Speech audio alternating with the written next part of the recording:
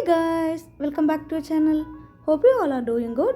Guys, இந்த வீடியோவில் நம்ம என்ன பார்க்க போகிறோம்னா ரெஸ்டாரண்ட் ஸ்டைலில் எக் ஃப்ரைட் ரைஸ் தாங்க பண்ண போகிறோம். வாங்க எப்படி பண்ணுறதுன்னு பார்க்கலாம். அதுக்கு முன்னாடி இப்போ தான் நீங்கள் எங்களோட சேனல் ஃபஸ்ட் டைம் பார்க்குறதா இருந்தால் மறக்காமல் சப்ஸ்கிரைப் பண்ணிவிட்டு ப்ளஸ் பெல் ஐக்கான் கிளிக் பண்ணுங்கள். ஸோ தட் நான் போடுற வீடியோஸ் எல்லாம் டெய்லி உங்களை வந்து சேரும். இந்த எக் ஃப்ரைட் ரைஸ் பண்ணுறதுக்காக முதல்ல பாஸ்மதி அரிசியை ஒரு 90% குக் பண்ணி எடுத்துக்கோங்க.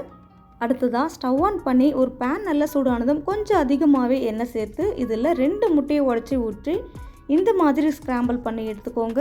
பிறகு பொடியை கட் பண்ணின ஒரு மீடியம் சைஸ் ஆனியன், பொடியை கட் பண்ணின பீன்ஸ், கேரட், கேபேஜ், கேப்சிகம். நான் green, red and yellow colour capsicum எடுத்திருக்கேன். உங்ககிட்ட எந்த கேப்சிகம் இருக்கோ அதை சேர்த்துக்கோங்க. சேர்த்துட்டு இந்த மாதிரி ஐ ஃப்ளேம்லே ஒரு 5 நிமிஷத்துக்கு மூடி எதுவும் போடாமல் வதக்கி விட்டுக்கோங்க. இந்த மாதிரி ஃப்ரைட் ரைஸ் பண்ணும்போது வெஜிடபிள்ஸ் எல்லாமே கம்ப்ளீட்டாக குக் ஆகணும்னு அவசியம் இல்லைங்க.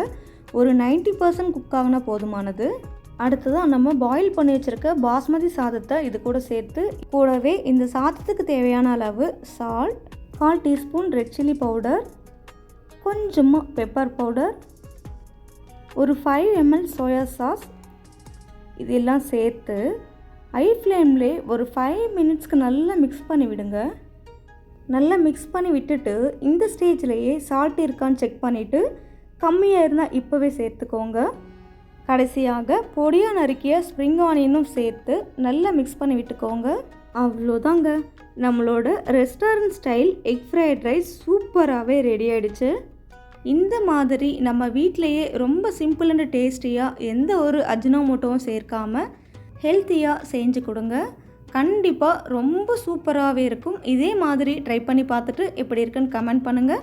அண்ட் இந்த வீடியோ உங்களுக்கு பிடிச்சிருந்தா லைக், ஷேர், கமெண்ட் அண்ட் மறக்காமல் சப்ஸ்கிரைப் பண்ணுங்கள்.